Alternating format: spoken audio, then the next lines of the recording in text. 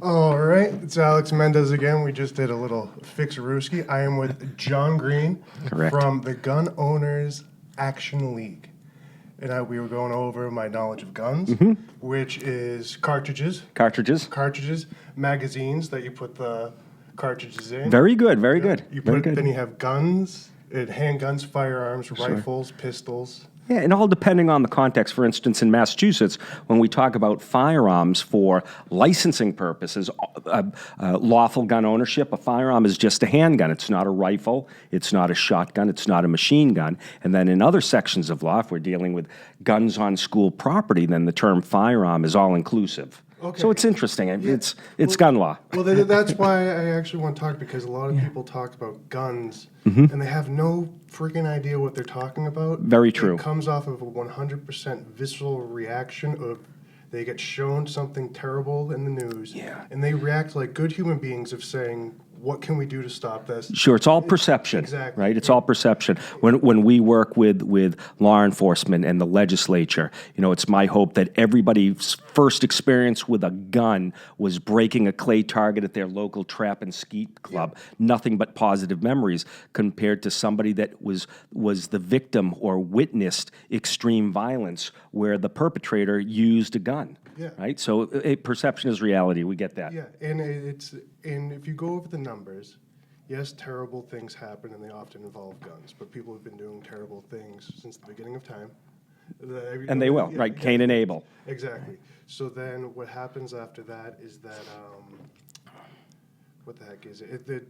There are guns and they exist. We see the terrible things. But if you think about the amount of firearms that exist in the United States, certainly, the amount of people that are dying from them, it's a lot, but it's proportionally people are good. Well, 100%, and all the times that good people with a firearm save lives. Let's face it, if we knew where bad things were going to happen, perpetrated by bad people, good people wouldn't go there. But many, many people carry firearms into good places to protect good people themselves, absolutely. Yeah, the term is... And you've got to question your numbers when you say, whose numbers are we talking about, right? So many of the numbers are so skewed. We know in Massachusetts, since the Gun Control Act of 1998 came to be, it was the worst compilation of gun laws ever perpetrated on honest people. It was Republican Governor Paul Cellucci that signed that into law. And since that time, violence with firearms has increased. Massachusetts is now, according to FBI data, the second most violent state in New England. Is it? Yes, absolutely. In New England. In New England, yeah, not the country, but absolutely in New England. Well, I'll add to this. When I looked it up, I say, where do we have the most gun violence? Sure.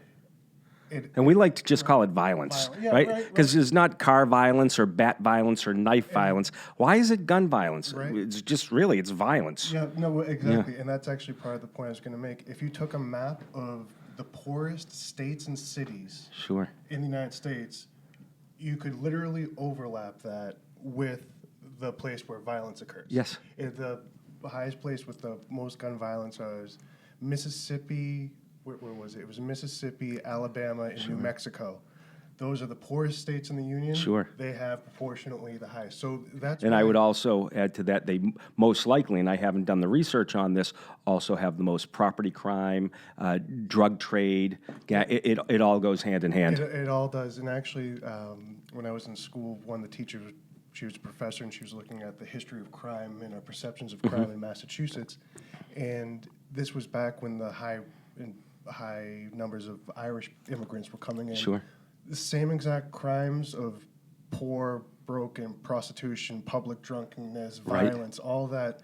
The same exact things happen just whenever a poor immigrant or just when there's lower income, more stress, violence is going to go up, whether it's no matter the... Yes, I absolutely agree with that. So the key is, how do we create opportunities for these individual folks. Right now, we're involved. You look at the number of cities and towns in Massachusetts, 351 cities and towns in Massachusetts. For lawful gun ownership, we like to say, geez, prior to COVID, we used to say 330 of them were great. Now we look at the difficulties that folks that are coming from these very poor communities that are trying their hardest to lawfully get a firearm to protect themselves and their family, and they can't do it. They may not be English as a primary language. They may not have references that are acceptable by the issuing authority. The costs, a basic class, about $100. The application is $100, right? So now you're talking $200, which is proportional. That may not be a lot of money to some people, but it may mean eating or paying the rent for other people. It's Half just a week's pay. or better, Yeah, or better, exactly. absolutely. And the time to do it, yep. 100%. Yeah, so this is exactly why I came here to learn, because I'm not unreasonable against the reality of violent people do violent things. Sure. People want to protect themselves. I also kind of like shooting guns. It's it's absolutely fun. I was looking at precision rifles. Oh, fantastic. Just because I was like, You bite that apple, Al, you're looking at lots of money, lots of money. But if you're ever going to do that, Ridgeline Academy up in Dalton, New Hampshire, that's where you want to learn. Because I work out a lot and I like meditate and breathe. Sure. I'm just like, but also You'd be perfect for that. Right? I was just nice and still, calm hands, breathing. I was like, this would be a fun way. And It's- it's cheap. It'll be cheaper on the cartridge end. I think, maybe. I don't. Well, know, you'd but be what- surprised. I mean, ultimately, what are we trying to do? We're trying to reduce movement at the muzzle, because a little tiny bit of movement at the muzzle, lots of movement. You're missing a 3-foot target at 1,000 yards by 20, 30 feet. Absolutely. So you'd be perfect for that. that's The it. zen, Just sit there the on a zen of Friday trigger night, press. just Oh, breathe. sure. Yep. Love it. Love it all. So, okay, so then there's what the heck was I saying before this? Oh, so I don't know too much about weapons, guns, firearms, all that. But then, so there's the reality of people commit crimes with guns, but also people with firearms other hard targets. People will be breaking Explain. into, Hard targets. what you mentioned earlier, that there's a likelihood Of a bad person doing terrible things in a good place. So, we talk like soft targets. Yeah, exactly. Sure. So Like, for instance, Utah, not aware of any school shootings in Utah. In Utah, if you have a Utah concealed carry permit, you are allowed in and on school property. In Massachusetts, 26910J would require the written authorization of the border officer in charge to allow an individual to possess firearms in and on school property. All right. Right, so we know there are parochial schools in Massachusetts where select staff is armed. Okay. We've heard from very reliable sources that there are some school districts out in the western part of the state where the superintendent, you want these individuals to have firearms. So personally, if we're going to talk law, I think that's a particularly good law because it leaves the choice to the border officer in charge of the school. Like law enforcement, they can go on to school property off duty armed unless that person in charge says, no, you're not here on police duty. Yeah. We want you to get off the property with that gun. All right. No. So it's interesting. So what I would ask, especially for new people, look at new people to gun ownership. Maybe you're curious about, I see them breaking clay targets on TV. It looks fun. So we get into it. Why do people own guns, right? So there is the recreational aspect. There is the competitive aspect, right? And you're a perfect example. You want to start off exploring this long-range rifle shooting kind of recreationally that can lead to competitive opportunities. So recreation, competition, hunting, personal protection, it's our Second Amendment civil right, and collecting. Right? These are the 6 primary reasons why people own firearms. And it's very unique. I know people that would give their, a month's worth of vacation time to go and hunt for 3 days in a particular property, but they don't think anybody should be able to carry a handgun loaded and concealed on a public way, right? So the beliefs, the perceptions, the wants, they really run the gamut. And what Gun Owners actually tries to do is we try to represent the lawful gun owner in the eyes of the public. We lobby, we advocate, we train, we educate. That's what we do. We've been doing that since 1974. That's fantastic. Yeah. And if you worked at the State House in a prior career, and I'm sure that you never heard anything negative of Jim Wallace, our executive director, very well respected. So we work pretty closely with law enforcement, with our elected officials. We just want folks to deal with facts. We're all entitled to our own opinions, but not our own facts. Be safe with firearms, and if you don't want to own firearms and you're an elected official, we try to educate you so that you don't tread on the Second Amendment civil rights of all these people that are just trying to be a lawful gun owner in the Commonwealth. And it's not easy. No, and this is just a random thing. I like paying attention to words.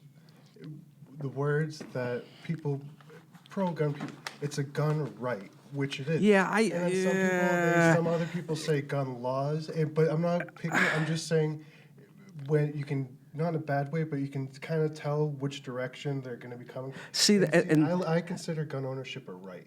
Okay, absolutely. It's a Second Amendment civil right. And then as the people joke about the Second Amendment and extremists and all that stuff, I'm a First Amendment extremist. I believe any means of expression. If you want to talk about Epstein on jets, if you want to talk about gods, Islam, Judaism, everyone is entitled to anything they want to believe, and the protection of my bullshit is the second. That's great. So that's it. You need. So you seem to be very much libertarian.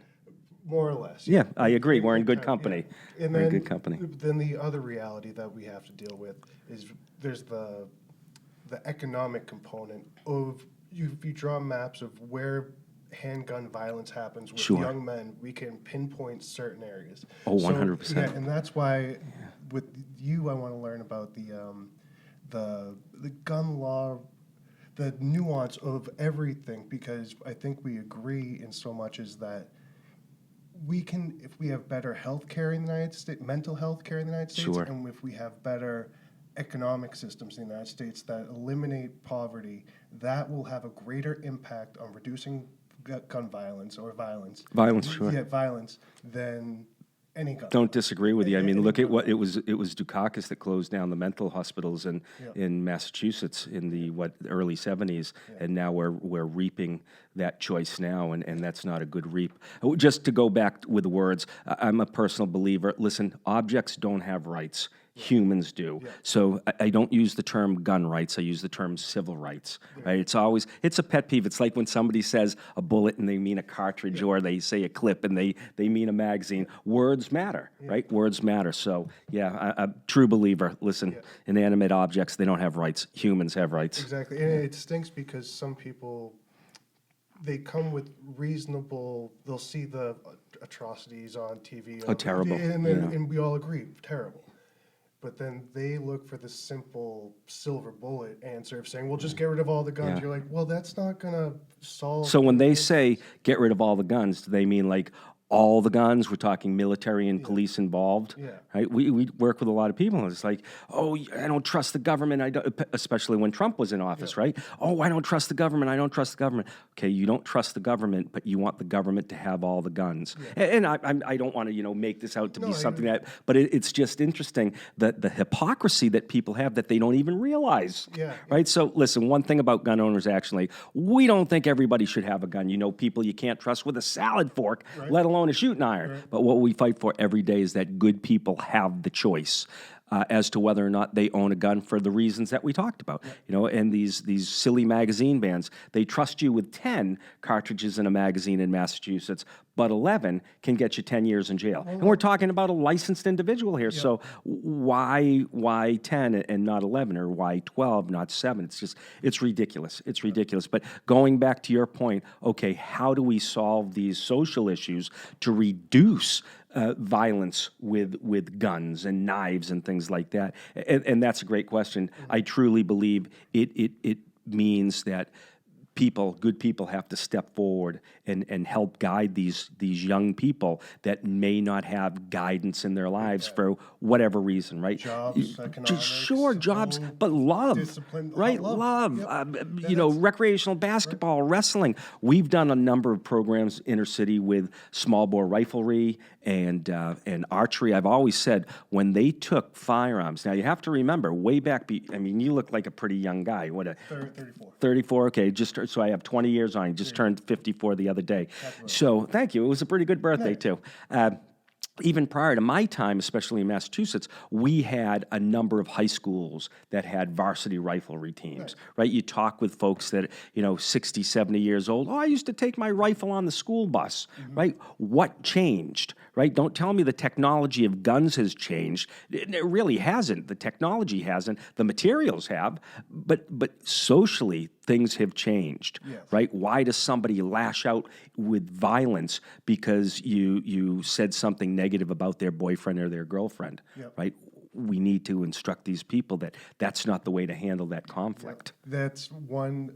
There's the guy, Michael C. Hall. He's an actor. He played Chalky Williams and Omar on, have you ever seen The Wire? No, he ends up, I'm gonna write that down. No, he's a handsome black man with a scar. He died recently, but famous actor, real cool dude, but he ran a documentary, it was called like Black Market or something on Vice. Okay. He went to the inner cities of Chicago to find out what's up with all the murders. You said it in a nicer way of conflict between girlfriend, boyfriend. Sure. He summed it up. I like simplicity. The reason people are dying at such numbers, yes, they have access to guns, but what it is the attitudes of pussy and pride. Yeah. He said those are the things that start the conflict of the men from the ages of 15 to 25, and if they don't have a way of expressing themselves in an other way, whether it's being able to provide with the job, if you have not too much, someone steps on you figuratively, Sure. you're going to snap back with violence, and it just so happens that their means of violence is weapons. But it's, like you said, it's that root issue of opportunity and mental health that would have an enormous impact of reducing inner city violence. And when we say opportunity, again, that to me that goes back to young people having role models, male and female role models to help guide them. And it's okay to make mistakes in life, right? We endeavor, what do good people do when we make a mistake? We try to learn from it. Hopefully, if we're real smart, we learn from other people's mistakes. But that's what it takes, So, volunteer, get out there and volunteer. I know Goal's a big partner in the Massachusetts Junior Conservation Camp. We take 120 kids from all over the state every year for 2 weeks. We teach them how to hunt, how to fish. We talk about conservation and leave no trace out in the wilderness. This is how we make good adults. No, just a little side. Agreed. Getting people out of their comfort zone of the high speed of the city. Sure. It should be required that we need to ship you up to northern Vermont during the summer for 2 weeks just to see what peace, tranquility, and a star. Perfect. You know what I mean? Just the stars. I lived in Utah for about 10 years, went out there for college, liked it so much, bought a house, called it home. Never seen so many stars than in southern Utah. Yeah. Just no light pollution. People in Massachusetts have no idea what stars look like. Perfect. I went out to, it's the darkest place in this side of the Mississippi. It's called, I'm not going to tell the name of it because I'm not giving it away. No, it's called Cherry Springs in Pennsylvania. Okay. We went during, there was no moon. We planned it out, so it was the darkest. I ended up getting vertigo because I've never seen that many stars before. So when you go and your eyes start adjusting, you couldn't see 2 feet in front of your face, but the open sky at night, you could see the Milky Way. And the Milky Way started at the horizon and went all the way back, so your head just had to just keep going. And there were stars in between the stars, and the moment you saw like the stars, more just showed up, and it puts you in such a perspective of like we're part of a bigger universe, and it's amazing. And after that, someone stepping on your shoes means nothing. Exactly. Well said. That pussy and pride thing. We can still have respect for those too. But years ago, I remember growing up, and I was very fortunate. Mom, dad, brother, decent town. Middle class family. And when there was the pussy or pride in question in high school, okay, we'll meet you at 3 o'clock at the pond. We're going to fight. Anybody attempt to pick up as little as a stick, 10 other people jumped on that person, took this. You want to duke it out. You're going to duke it out. If you're on the ground getting the shit kicked out of you, 10 people are going to pull that person off. You lost, you apologize, shake hands, and we'll see each other tomorrow at school. There was no knives, there were no guns. There's actually a guy, They were in the locker, right? Or in the gun rack for the varsity rifle team. There's an author. He works. His name is. What's his name? I want to say Jeffrey Campbell, but I don't think that's it. Okay. But he had an initiative. It was called Block by Block in New York, where he was looking at the fundamental, getting to the roots of things, of like single motherhood. He's like, how do we get her support to get a job, live life, and all that? But he wrote a book that was called Fist, Stick. What was it? It was called like Fist, Stick, Knife, Gun. And then he goes over exactly what you talked about. That's back in the day, there were professional criminals. And that's what their life, it was crime, and the people who were in prison were criminals. Like that was their occupation, their income, whatever. Then he goes over that from about 1970 to about 1990. The world changed in that. The war on drugs. Exactly. And then he said that the people had more discipline because they were criminals. They wouldn't kill willy-nilly. We're on the job. Right. But then now... It was business. Exactly. Right? Now It was just, business. It's visceral reactions of simple murder. And you're just like, oh, this isn't... And people overlook... They've usually complained, is that when an issue happens in white America of the kids shooting, it's always mental health. And I agree that mental health is a big component.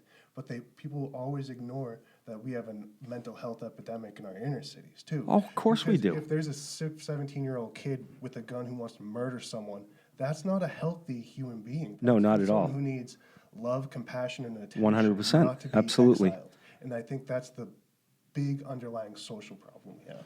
I agree with that. I agree with that. In addition to, I'm all First Amendment, very much a libertarian, right? But what's changed since the fist, stick, knife, and gun, right? So we glorify violence with our video games. And hey, listen, that's my vice. I love Call of Duty. I play the bots. My 18-year-old son says, please don't play under my name, right? I love that. That's my vice. But sane people can separate that reality versus that non-reality.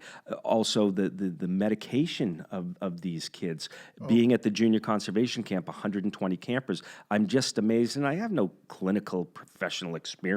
Right? I observe things. The number of young people that are on mind-altering drugs, and there has to be some correlation between that. There's so many factors that need to be looked at. We're big time over drugging, especially kids in the United States. Big time over drugging. I'm going to lose more attention. I could hold a gun right here and say, let it go. This is what's going to get me a lot of attention.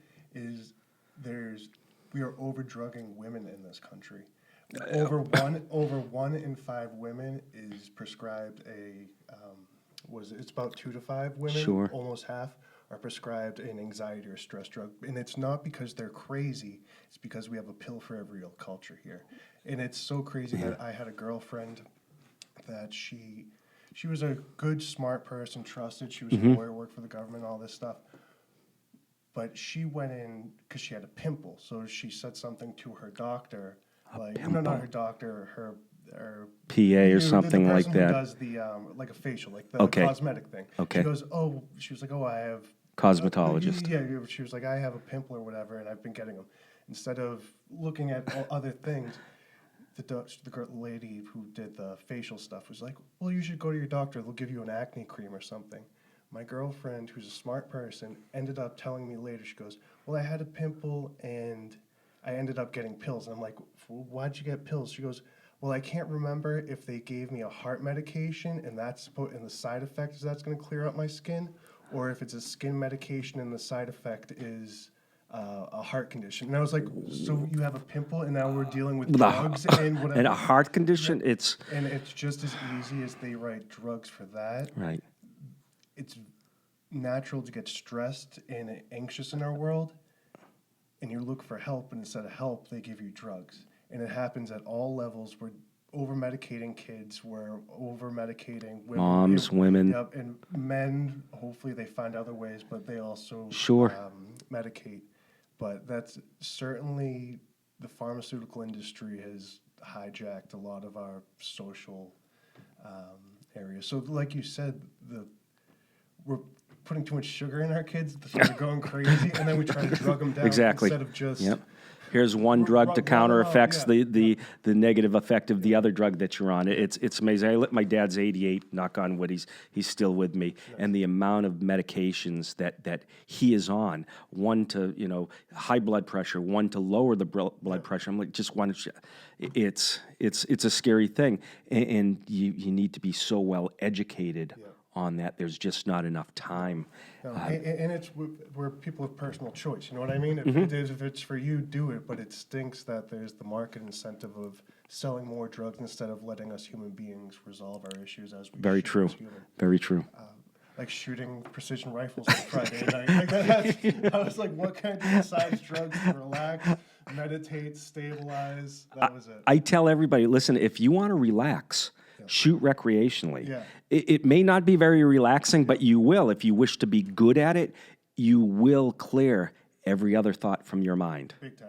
Big time. It's the fact, like anything else. Right. Like anything else. You want to be great at it, positive repetition, positive repetition. Learn from the best, then positive repetition. Right. Exactly. So I'll use that as a transition to some more legal, technical, because more as an education thing of what the rules are. Because one of the first times I went shooting, it was fantastic. Tell me a little bit about it. What did you shoot? Where were you? It was one of my good friends, Mark. Hi, Mark. Hey, Mark. Thanks for taking him shooting. Right?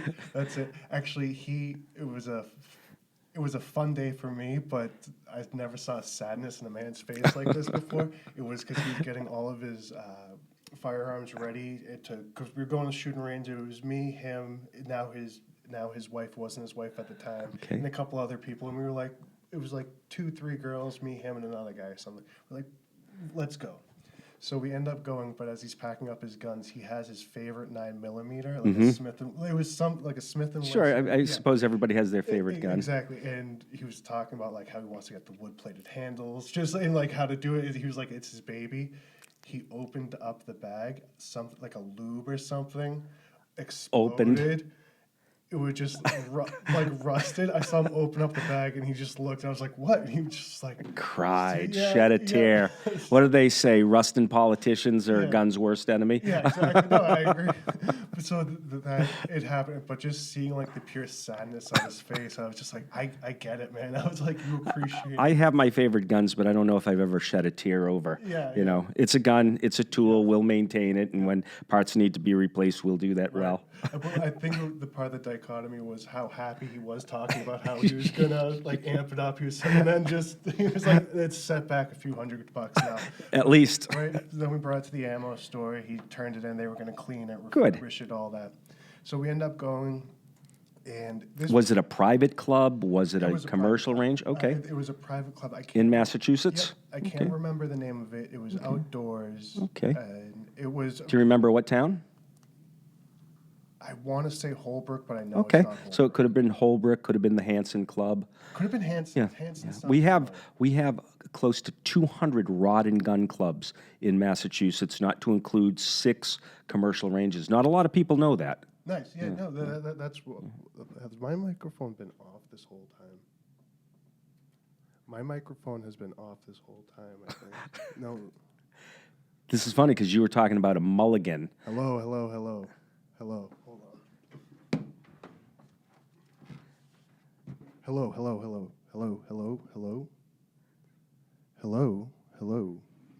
I think. Boom.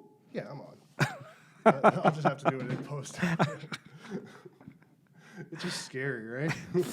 Very much. Right? Very much. Because we've had some good dissertation here. That's what I'm saying. Well, I would definitely have the audio there, so it would not, if anything, it would just be a little bit echoey. Yeah, but I'm on. I just heard myself through there. All right. Good. Thank goodness. All right, so we figure you went to the Hanson Club and you shot rifles and pistols. Yep, he had the good old beginner. It was a .22 rifle. Perfect. That's the half. Perfect. That's the half step up from the BB gun. You know what I mean? You're just like, this is nice, no kickback. And then he had. I'm going to stop you right there. Guns don't have feet. Guns don't have feet, so they can't kick. Oh, okay. Recoil. Recoil. Okay, I like the fancy word. I like it. And then, so we had the recoil. I'll do that. And then, so it was an awesome setup because he had a nice revolver. I can't remember the size or caliber. And then a revolver, then like another 9 type. Okay. A semi-automatic pistol. Exact semi-automatic pistol. And then he had the 22. Then we had an AR. And it was fun shooting the AR because I had it and I was like, two. And then it was his, and he picked up and he goes, "What are you doing?" He goes, "Do." I was like, that's how it goes. Do you know what AR stands for? No, it's someone's name. It's Correct. not assault rifle. It's not assault rifle. Right. It stands for Armalite rifle. If the gun was a car, it'd be antique by now. Yep. When that Armalite rifle is in a police car, they refer to it as a patrol rifle. Yep. When a citizen has it in Massachusetts, they call it an assault weapon. There you go. Or an assault rifle. It just drives me bananas. Right. Just a semi-automatic rifle. That's it. Boo. Okay, I'm on. Pew, pew. I'm just like, please, dear Lord. So we had then the AR, it was fantastic. And once you hold these machines, you get it was great because it was my first experiences. So you got to see the whole gambit of what existed. And it sounds like Mark did a phenomenal job just by the fact that you told me I started out with a 22 caliber rifle. Excellent. That's when we teach classes, intro to shooting classes, we always start with a 22 caliber handgun. Yep. Damn an instructor that gives somebody a 9mm for the first time. You won't lose everybody, but I've never met a single person, and I've been doing this full time for 22 years, that didn't enjoy shooting a 22 caliber pistol or rifle. Oh, yeah. They shoot that, then you give them center fire, which is more felt recoil, more energy, and the great majority of people, oh, that's awesome too. But there's always a few, I want to go back to that 22. Yep. Excellent. You're right.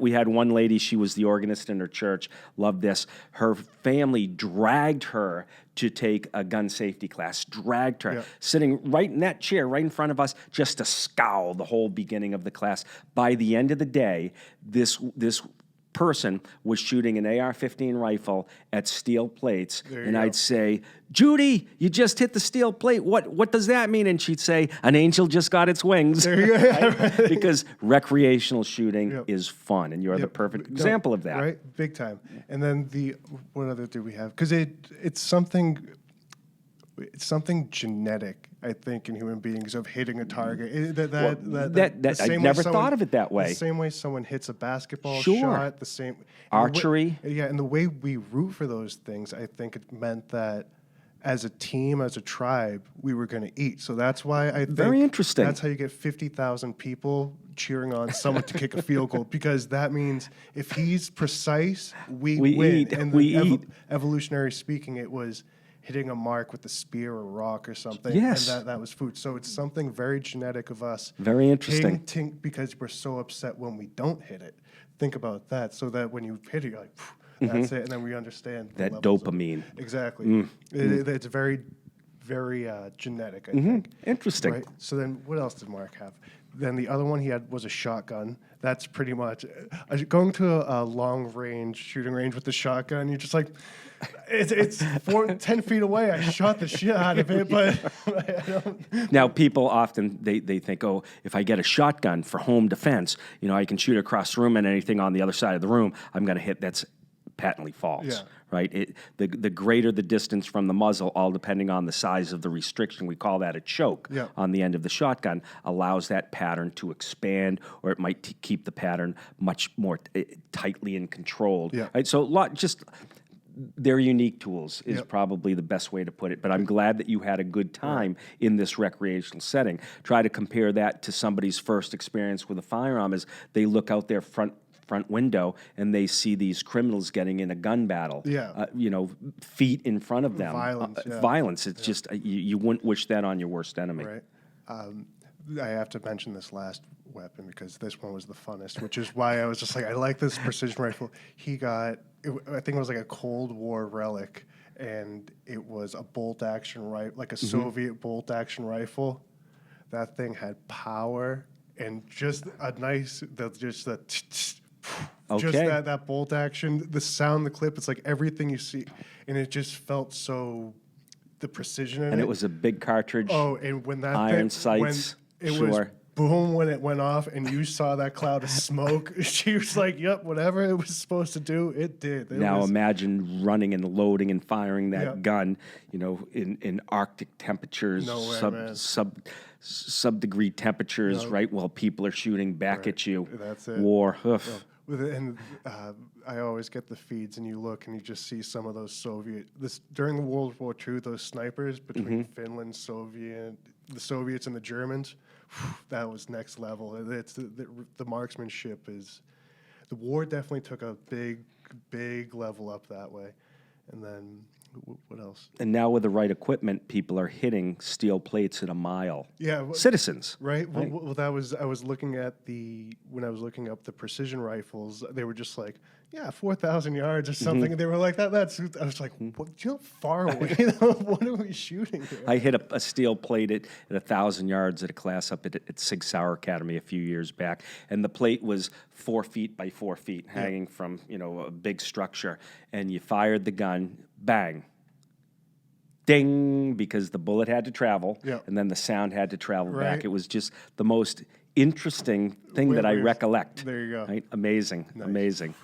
Oh, okay, well, we'll use this into some practical knowledge. Okay. Now.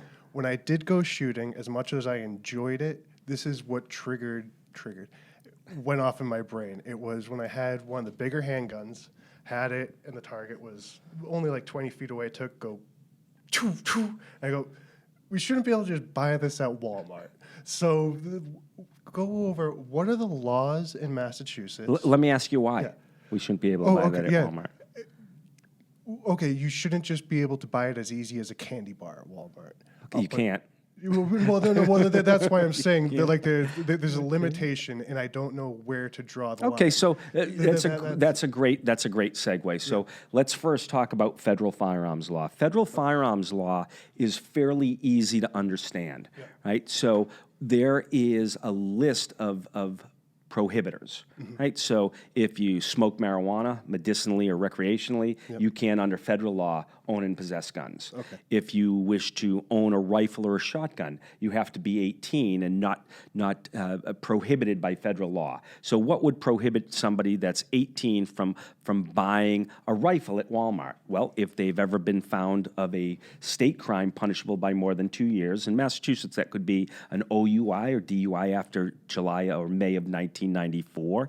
If they've been, if they're under the effect of a restraining order, if they've been found guilty of a crime of domestic violence, if they are in this country illegally, right? So these are federal prohibitors that I think everybody with a good mind would agree. We don't want him or her to be able to buy a gun because 2 years ago, they did a terrible thing. They hurt a lot of people, right? So we don't want violent people. We don't want people that have been confined for mental illness or drug or alcohol abuse to be able to obtain guns, at least not now. There's remedy for that, once they're deemed cured, if they ever truly are. We don't want somebody that's suicidal, that's having, negative thoughts about life to have access to firearms. So there are these tools that help to mitigate. Is it 100%? Absolutely not. It's not 100%.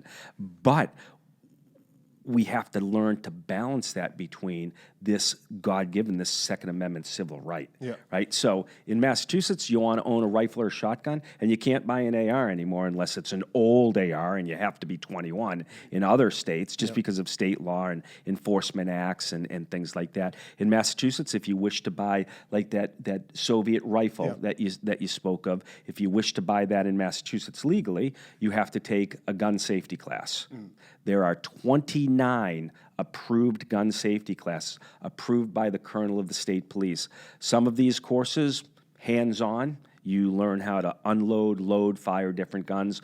Others are 2 hours listening to somebody talk about gun law and gun safety, never touching a gun. So it really runs the gamut. Once you have an approved safety certificate, you must apply in the town in which you live or own a business, and it's a 4-page application.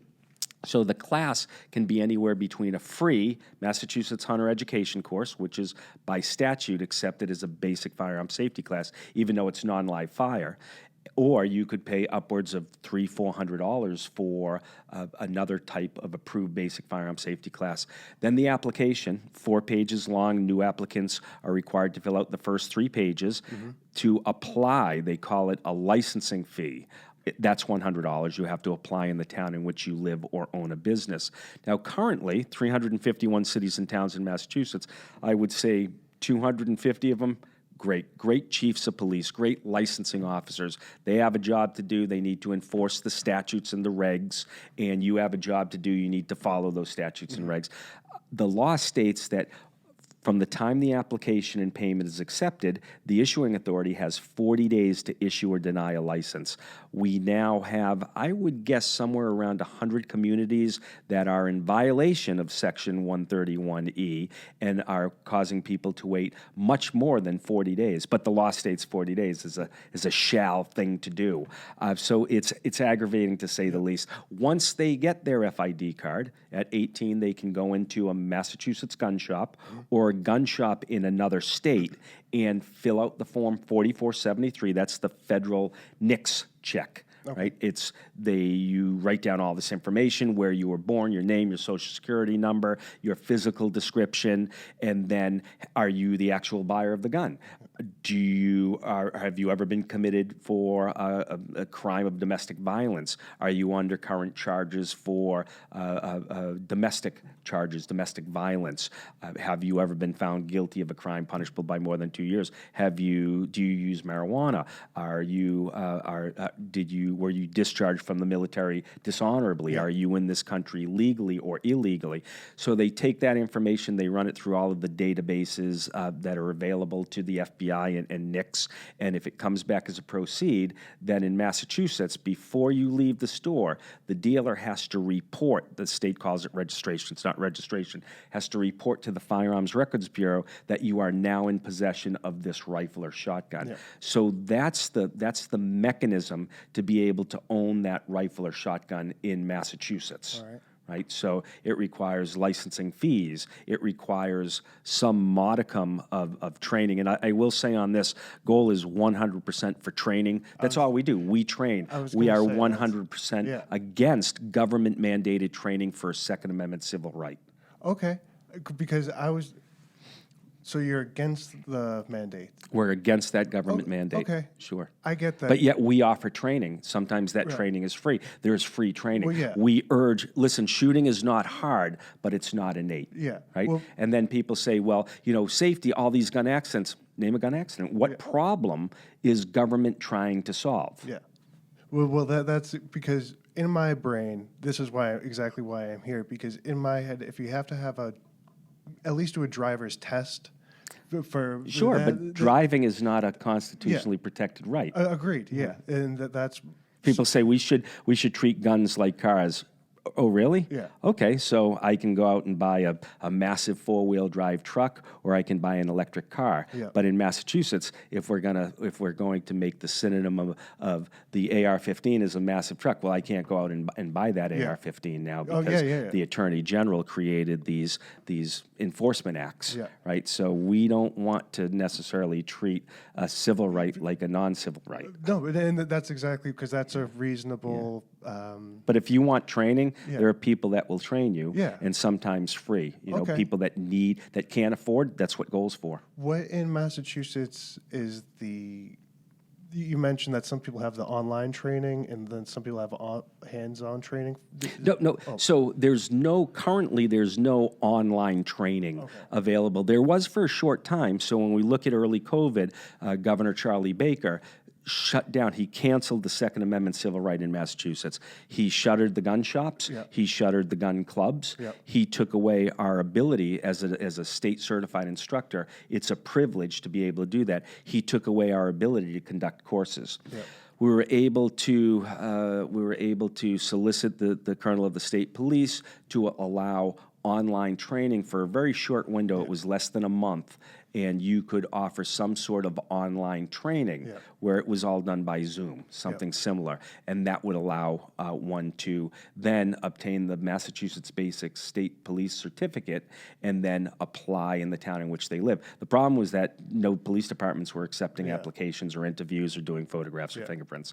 So you have that, right? So you have that. I'll put it in because it all makes sense. Like I said, I'm a First Amendment extremist. Sure. Like no law. I no don't. cancel. I wouldn't was like, describe myself as an extremist, but I'm 100% Big First advocates, Amendment yeah. and a big advocate for our Second Amendment civil rights. Yeah, and I love that. And I don't want bad people to have guns, and I want bad people to be taken off the streets and put away somewhere else, so that I don't ever have to use a firearm to protect myself. And I want to take it one step further and make our world so nice that we don't even have bad people. Then I'm with you, exactly, isn't that exactly. But really, historically, I don't know if we'll ever get there. But it's we worth can try, right? right? I looked We at can the try. metrics. I'm like, if you give people a good job, Yeah. then a purpose in life, and enough to Right. go on, that will make them That'll far mitigate exactly. that we've created a bad human. But okay, so jokingly, well, not jokingly, my mother was talking about getting a gun. If you Don't do it, Ms. Mendez. if you heard my mother had bought a brand new fancy pink 9mm and she's playing with it, playing Pink. with Why it, do they color these guns? Right? It drives if me you heard batty. her if you found out she was playing with it, there I'd be like, we need an intervention here. Exactly. Right. It's like, I have no problem with you owning it Yes. or using it, but I need you to at least know the proper Exactly. So, but I think that also comes in the idea of Why does she want the gun now? Well, she didn't want a gun for all these years. Why now? She's interested in, she sees the highlighted, sensationalized stuff on news of violence, border, just all things that would trigger your brain to go a little bit more. Maybe ultimately I really am responsible for my safety. Yeah, exactly. We like to call that our own first responders. Yeah, no, and You are your own first responder. And mathematically, I think that's makes sense because if someone breaks into your house, it's much easier. We have wonderful law enforcement, but what we're witnessing now is all these defund the police departments. And I get it. There are certainly avenues where we can use our tax dollars better. 100%. There are police officers doing things that rightly, in my opinion, not that it matters, aren't police department duties. And those duties could be handled better by using somebody else or something else in that. So I absolutely get all that. Yeah, no. And that's the other thing because there's the reality and there's the dream world. And the reality is that there are people who break into houses ever since the beginning of time to rob people, and they're prepared to commit violence whether they know it or not. Correct. And when they break into a house, it's going to get violent. Correct. So I'm completely for that, and I like it. You know what I mean? So. What else were we talking about? Oh, the gun rules. Another one is concealed carry. Oh, we don't have open carry in Massachusetts. Not true. So there's actually... I don't know any. And that's okay. That's okay. And traveling with weapons. Yeah. We can cover all that. So we do, through Gun Owners Action League, we have about 125 affiliated rod and gun clubs throughout Massachusetts. And what we're very well known for is our understanding of Massachusetts gun law and regulation, and also federal law.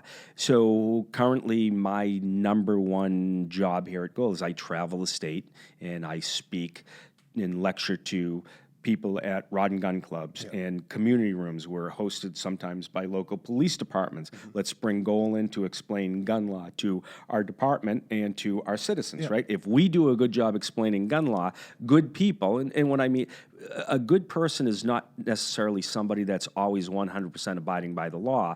Not that they are malicious, they just don't know the law. So if we do a good job explaining the law, because the state doesn't know their own laws, right? Factually, that's what we do. We help people understand Massachusetts firearms law and try to help them become a lawful gun owner in the Commonwealth if that's what they do. So with that said, I always start off like this. I ask the class in somewhat of a flippant way, everybody see this? It's just a blank sheet of paper, right? Yeah, right. This is New Hampshire state gun law. Oh, yeah, now, New Hampshire has state gun laws. Of course, I'm being flip. But then I hold up this book. This is just Massachusetts Law Enforcement Guide to Gun Law and Regulation. Yep. And in this book, we have statute, we have regulation, we have fire code, we have rosters, we have case law, Yep. we have a layperson's explanation of what a particular citation or statute might mean. Because, you're a law school grad, you get this, you're practicing attorney, right? Law is typically written to prohibit an act, not to allow it. What we're starting to see in Massachusetts are citations written to allow something to happen, and that's a very that's bad. We don't want to go down that road. We don't want to go down that road. So this is what we specialize in. So, your question with regard to, okay, how do I own a handgun in Massachusetts? Can I carry a handgun in Massachusetts? So, the way that we obtain legally a handgun in Massachusetts is pretty similar to obtaining a rifle or shotgun. We have to now wait until we're 21. We can't possess handguns with what's known as a firearms identification card, even though handguns are defined as firearms under Chapter 140, Section 121. It's just maddening, right? Well, It's just, there's no rhyme or reason to it. This is what sucks about gun laws is people make a moral stand that they're against it, and then then it gets sensationalized, then gets pushed through a legislature of crap law because it's not taking And the we time know to acknowledge legislators reality. don't write law. The lobbyists write the law, and then the legislature's convinced to vote one way or another. Yeah, and it's all symbolic nonsense, and which is why it's all litigious bullshit, and it's made by it's arbitrary rules. You know what I mean? Like they'll go over people who've never looked at guns or cartridges. The ignorance on the Hill. We've offered for years to go up and we have a 4-hour gun law show, and we can't get legislators to give us 4 hours. They're like, you can give us an hour. We can't get through the definition sections in an hour. Yeah. And if you don't understand the definitions of the terminology we use in the statute, this is a waste of our time. Big time. Right? You have to understand it. So, again, to own a handgun in Massachusetts, we take the class, we apply for the license. 93% of all of our LTCs are issued unrestricted, which in simplistic form, Al, that means that the holder of the card has the choice as to whether or not they carry a handgun loaded and concealed on a public way where not otherwise prohibited by law. So, for instance, otherwise prohibited by law, in or on a school, courtrooms, our casinos, right, while under the influence of alcohol or marijuana or the vapors of glue, right? So if we are of sound mind and we wish to carry a defensive firearm on a public way, in most cases we can do that in Massachusetts. Does require a license, absolutely. Does require training, but that training isn't how to use a gun defensively. That training may just be, this is a rifle, this is a pistol, this is a shotgun.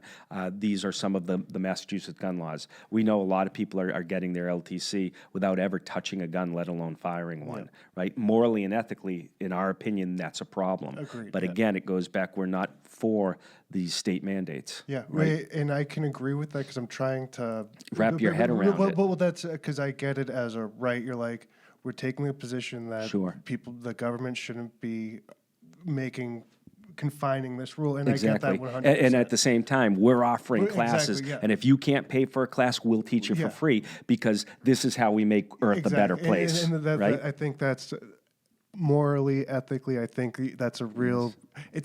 I'm going to say not beating around the bush, but it's the reasonable way to stick to your principles, Correct. which I think is fantastic. I think that's important. Yeah, and that's exact because if people want to join a gym, they have the right to, but no one. Not in Boston. Oh, right. Well, right? yeah, not in right. Boston, not unless you can prove that you're vaccinated. I was so disappointed about them shutting down gyms and stuff. That really had an impact on my health and mental health. When they shut down my jiu-jitsu gym, it screwed up an entire year of my life. Ooh, baby. I like your politics, young man. I really do. I really do. So how about open carry, right? You asked about open carry. So open carry is interesting. There's no law that defines concealed carry. We have no definition of concealed carry in Massachusetts. We have no law that prohibits the open carrying of a properly possessed handgun by a properly licensed person. Right now, 10 years ago, you ask Goal, hey, can I carry openly? No, don't do it. There's actually no law, but you could get called into your chief of police office, and they could say, we don't find you suitable to possess a gun. So we have this definition of suitability. Well, we got that changed back in 2014. So in order to be defined as unsuitable, the chief, the issuing authority, must have articulable evidence that you pose a threat to yourself or the general public if you were issued this license, right? So yeah. But the problem with that is it's one individual making that's choice. Which exactly. Is not good, which is now, not other states have that same principle, if you will, but they utilize a board, right, of retired judge, retired police officer, citizens, right? So you have a group of people making a decision on one's civil right, right? I think that's how it has to be. And I agree, because some of that, if we keep going down the way we are, some of my opinions would take me off of the gun ownership list. Right. You know what I mean? So you'd be walking every time you try to get back down to Pennsylvania to see all the stars. Yeah, exactly. Right? So I'm just like, so that's why I like and that's the other fine line of when people talk about mental health and background checks and stuff. Sure. It's such a nebulous idea based on judgment. You know what I mean? Because if someone is stressed and scared, is that a real stress and fear, or is this a right? And it's such a complicated area, and that's why I want to navigate it with facts and understanding of everything, instead of just saying that's bad. And Goal worked on a blue ribbon commission created by legislature going back, I want to say 4 to 6 years ago, and it was mental health. So as the legislature was trying to navigate through these red flag laws, said, okay, if you're going to have red flag laws, once you remove the individual's ability to possess guns, then what? What sort of mental health are you going to be offering that? So what started out was as a mental health bill ended up turning into a gun confiscation bill. Do you know that all of our red flag laws currently in Massachusetts have no requirement to provide mental health assistance to these individuals that have suffered their Second Amendment civil rights loss. Now, we're not here to argue that there aren't some people that shouldn't have access to propane tanks and knives and guns and sticks. We get that. I said that earlier. We don't believe everybody should have a gun, but we believe good people of sound mind and character should have the choice, right? So here we are trying to work with the legislature, and what started out as a mental health gun safety bill came out to be nothing but gun confiscation. That's what. So you wonder why all of these lawful symbolic bullshit that solves nothing, and you wonder why when you talk to people that have owned guns for several years or longer in Massachusetts, how I don't want to say bitter, but how angry and disenfranchised they've become, because we're all good people. We don't want bad things to happen to good people. Exactly. Hell, we don't even want bad things to happen to bad people. We just don't want them to be able to do bad things, right? But yet we're always the scapegoats. We're always the one that now we can't own this, or we can't, or it's another $100 to be able to own something like this. We're treated poorly, and we are the nicest segment of the population, in my opinion. I was just going to say, with the amount of weapons that are out there, if gun owners were really the problem, lawful gun owners, come on, That's it. It's actually more indicative of how peaceful people are 100%. who own weapons. Very much so.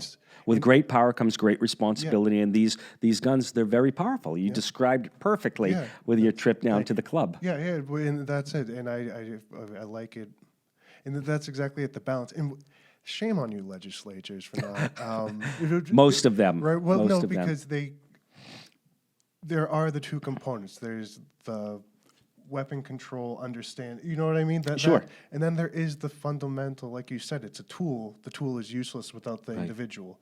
And that's what gets me. You know what because I was describing it to someone, I was like, you could put me in a room full of machine guns and heroin. I'm not I'm not hurting myself or anyone around me. It's because I'm sound of mind and body. Correct. And that's the people, they have difficulties wrapping their heads around it. And they look for the simple answer of just get rid of them. And you're like, there's Then what no- about the meek and the frail? How are they to protect themselves? Exactly. And The inner city folks that can't afford to go through the licensing or the training process, how are they to protect themselves when they're they higher live at in risk that? too. Right, much higher, much higher highest risk. Yeah. So that's it, and that's why we're here. What else we got? So we're talking about open carry. Just want to make yeah. this so there's actually no law that prohibits the open carrying of a properly possessed gun by a properly licensed individual. But for years, it would result in unsuitability, and your license could be yanked from you. We had a couple of interesting court cases where here's a perfect example of here's the statute, right? There's gray area. How do we figure it out? Case law. So now we have some case law. So ultimately, the open carrying of a handgun by a properly licensed individual is not against the law in Massachusetts, never has been against the law, and law enforcement's now been taught and told by the courts that, hey, if they have a license, this license allows them to carry that gun openly as well. Goal's always been in the belief, why would a citizen want to let the general public know that they're armed? Well, I'll tell you, because I'm going to turn this all into a fashion statement. Okay. I'm going to get a nice old cowboy revolver with the Now that's with different. the bandito, That's and different. just walk around That's with different. it. Just, You almost look like a young Sam Elliott, Al. But it purposely has to be just slanted, Sure. just enough. Yeah. You know what I mean? Yeah. Yeah, very good. Listen, I can't pull that off now, but 20 years ago I could have pulled that off. And I'm just going to walk in every. Yeah, that's all. That's all. And if things go right down the shitter, everybody's going to be looking at you to save the day. Are you prepared to do that, to come to the aid of your fellow citizens? I mean, I would have to. I'd have to. You would, because you're carrying openly. But you if you're carrying concealed, listen, you are your own first responder. Your ultimate obligation, in my opinion, is to get home safely to your family. Yeah, Right? no. Before anything else. No, and it's very. It's an individual's responsibility to protect and care for themselves. Yeah, and it is frightening on how the dynamics of human beings change when they have a weapon, because you realize that life is, when someone is robbing you, that's what I'm saying, of wishing that there was a deterrent. I've to never make been the yourself- violence of a mugging. I was the violence of a brutal attack years ago. But that was, I was in the wrong place at the wrong time doing things that I shouldn't have been doing. But I've never been the victim of a holdup or an active mugging with a weapon. And, for me to say to somebody, well, just, pee yourself, I think that's some of the advice we've heard from individuals. Well, if you just urinate on yourself, they'll leave you alone. Or here's a whistle. Or just give them, listen, you want anything that come in and steal my snowblower. I don't need it that bad. But if you come in and you threaten my family and my household, my wife will kill you 8 ways to Sunday, and she'll sleep well that night. Right. Knowing that she acted correctly. Yeah, Right? well, It's a gun. We hope and we pray we never have to use it other than recreation or competition or hunting.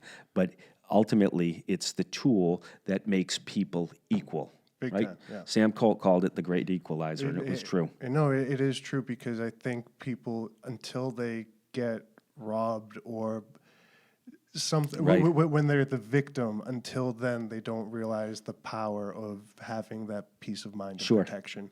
Even so, there's that component of the safety individually, and I think, like you said, making it a hard target is the term. Like, when there are cameras and security guards, that's a hard target. So Yes. yeah. So as individuals having weapons, it would reduce the randomized violence toward. It would Yeah, make- we it- know that. I mean, the would second-guess a statistics bunch, are 100% there. You look at the states now that are constitutional carry that don't require training or government-issued license in order to lawfully own a gun, just not be a prohibited person under federal law. We're seeing less violent acts perpetrated on those people. We see lots of property crime, right? These addicts have to get their money somehow to be able to afford their habit and things like that.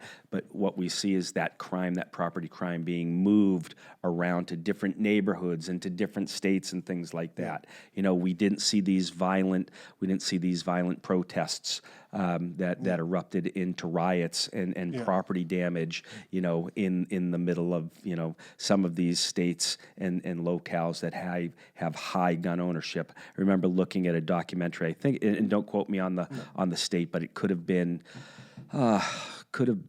Montana. In fact, I think it was Montana, where there was supposed to be a protest going on over one of, what ails people. And the citizens of this particular locale in Montana strapped on their rifles and told the buses as they were coming up, Not in that town. Yeah. Not in that buses turn around left. Yeah, well, that's it. It's a deterrent. That's 100%. 100%. Factually, you look at the statistics for guns in the hands of lawful citizens are fired 3 to 4% of the time in order to stop violence from happening. The mere possession in the 95 or 96% of the time is enough to cause that violent doer. Oh, I don't want to get killed doing this, right? That person looks like, we know they have a gun, they're pointing it at me, and it looks like they're ready to use it. So the mere presence of a gun in the hand of somebody that's willing to use it to stop violence, it's absolute key. Yeah, I can definitely agree with that. That if someone knows that there are a bunch of handguns hidden in houses all over a neighborhood, they're not gonna gamble. That's true. That's the That's truth. true. We see more house breaks and no guns located on this property, right? So I'm all for people's ability to make their own choices. What I'm not for is people's ability to make choices that affect me personally. Yeah, well, yeah. I'm of sound mind, my friends, my family, sound mind, sound actions. Let us make our choice of how we become our own first responders. Yeah, no, I completely agree. Anything else we got? I need to get you to the range. We need to introduce you to Sign me Alex up Hartman up at Ridgeline and get you some quality armament, right? Hell yeah! And we'll have you hitting steel out to well over a mile in no time at all. That's what I'm saying. I'm for it, man. That's great. Just do it safely. Well, that's it. But then I also realized the damn money of I was like, shit. This guy was like, this, because they were like, well, get the good gun. They were like, get the mediocre gun, get a better scope. And I started Googling scopes. True words. A very close friend of mine and hunting mentor, Tom Collins, down at Collins Low Country Hunt Club in South Carolina, always said, John, leave it to Americans. They'll buy a $2,000 gun and put a $150 piece of glass on it. Where the Europeans, they'll buy a $150 gun and put a 2,000 piece of glass, which is a scope. So don't cheap out on your glass. Don't cheap out on your glass. And then I found myself not even having a gun license and being 45 minutes into gun research. I was like, and $4,000 deep in the hole already. We can help you with that. We can help. Use us as a research. So listen, it's been a pleasure. Good luck in your legislative endeavor. You certainly have my support, and I want to present you with just the Goal Gun Law booklet. Those are available online, but it'll walk you through some of the basics. It's certainly not this, folks. No. It's certainly not this. No, this is but it. It's something. And then, of course, our handout includes the FAQs from Firearms Records Bureau, mostly correct, some information on handguns, and then some very important information on mental health and reducing suicide risk. Yeah, see, like you guys are very principled, and you care about mental health, and you also have a fine line of that. It's a right. Oh, absolutely. And you're doing it right, which is we speak by actions. Yeah, and I think that's a fantastic. We have to deal with reality. Yes. And you can't ignore. There is no get rid of the guns. It's not going to happen. It's not going to. It's non-feasible. We can build guns. Yeah, Currently, we can still legally, lawfully build guns from that soundboard. We could actually build a gun from that soundboard. One of the dumb things I heard was they were like, well, they can 3D print guns, and I get that or whatever. I'm just like, well, get that guy a freaking job in a tech place. Sure. He has it's old news, ambition folks. and willingness instead of whatever $10,000 he's going to make off of Robert with the gun. Give him a job. And then if someone's if someone's designing guns using 3D printing, we can put them on better duties of microfabrication. Like, sure. So that's definitely awesome. How do you think they got good at microfabrication? Yeah, right. 3D printing guns, Exactly. right? That's an intelligent individual. I built my first gun. We had a gun building event down at Cape Gun Works several months back because it's perfectly legal to build a gun under state and federal law as long as you're not prohibited. And by golly, I took this piece of material that wasn't a gun, and an hour and a half later, I was able to load it, press the trigger. It actually went bang. I was so proud of myself. Right. See? Right? And then I reported it as required by Chapter 140, Section 128. I gave it a serial number, even though I didn't have to. Yeah. I was just, this is awesome to be able to look what I did. Yes, I did this. No, that's fantastic. Some of that was I saw it was in the Philippines, and it wasn't because of gun laws because they didn't get guns anywhere. It was more of the cost of getting guns. Yes, and they were in their little huts, barefoot. Whatever they were making, really. Some of the finest AK Kalashnikov rifles. stone huts in the Middle East. And when you see it, because it's just the metal frame, a couple springs, couple this, that, and you have yourself. So that's it. We will never get rid of weapons. Right. So the best we can do is allow Americans to enjoy their rights while we work to increase opportunity. 100%. Better schools, better mental health, better economy for better jobs, and at the same time, Role models. To me, it's all role models. Anytime I hear the word firearm or gun in a piece of legislation, I'm giving you guys a call. Please, That's please. it. That's what we're here for. And then we can have a real conversation. Why in Massachusetts I can't find one? I'm sure there are some Republicans who can be more open, but why? I'm going to stop you right there. Some of our most dedicated supporters are Democrats. Oh, okay. Goal is Okay. not a Republican well, conservative awesome. organization. We're a Second Amendment organization. We advocate. We help everybody. Democrats, Exactly. Independents, Republicans. We try to get the facts out there so that our elected officials can make the proper decision. Yeah, Make the proper choice. and that's exactly it. And this isn't a poke at anyone who does get